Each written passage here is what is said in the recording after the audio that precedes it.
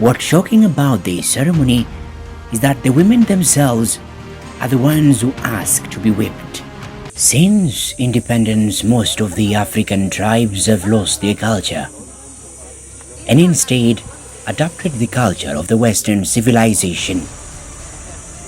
Even so, there are still some communities that have maintained most of these cultures and have become common and have been adopted equally, even by those who practice them unconsciously. But there are tribes that have maintained strictly the important parts of their culture, and this one tribe is the Hamar tribe of Ethiopia. This is an osmotic tribe located in southwest of Ethiopia. Hailing from the Dab or Amazon, they represent approximately 0.1% of the total Ethiopian population. This particular community thrives in an economy where there is no individual ownership of land. They live in camps consisting of several families where they graze together, and when evening comes, they collect all cattle at the center awaiting the next day.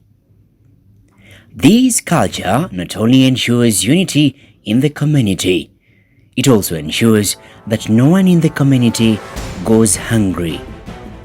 Even so, this is not the most intriguing culture in the Hamar community.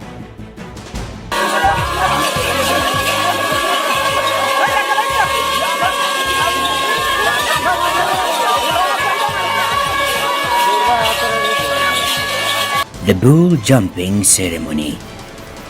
This ceremony stands out not only among this community but most African communities because it is unique, especially on issues pertaining the tribe.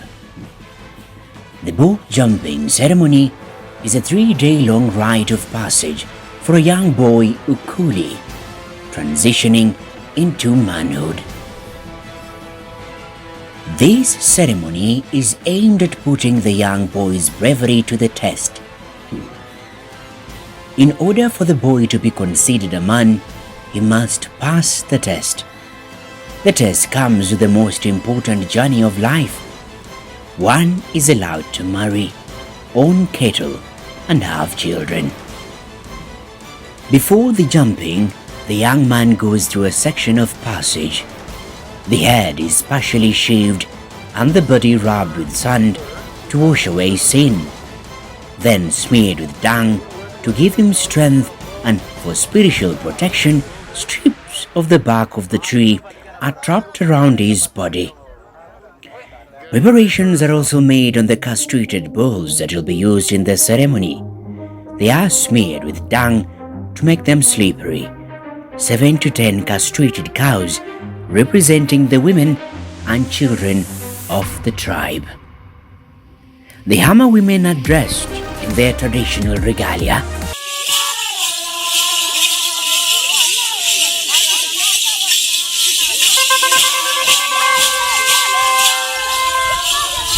They are adorned with bells around their legs while they dance and play their loud horns.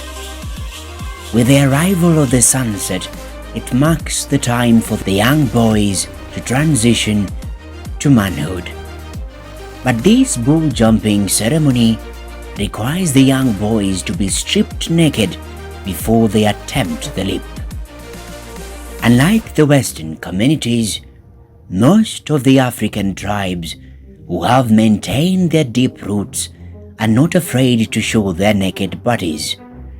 This is taken as a show of no fear among some African communities. The sounds of bells and horns are an indication of the start of the ceremony. The young boys take a leap at least 4 or 5 times across the castrated bulls.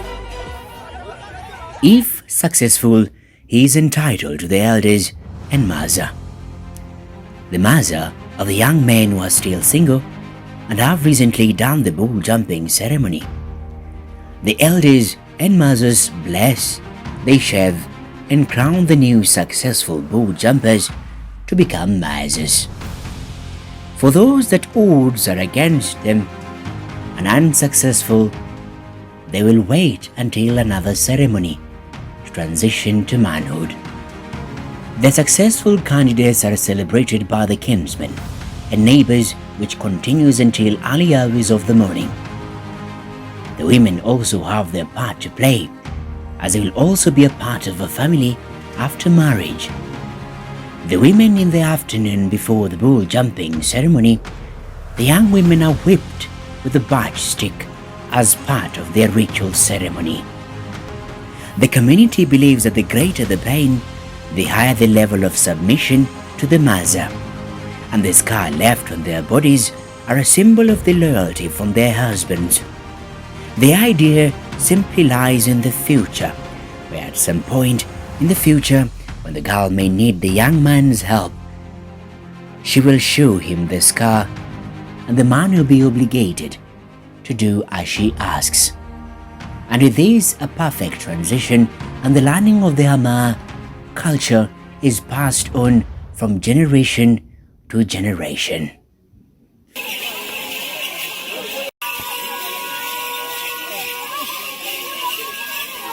This video was intended for the purpose of a documentary voiceover practice.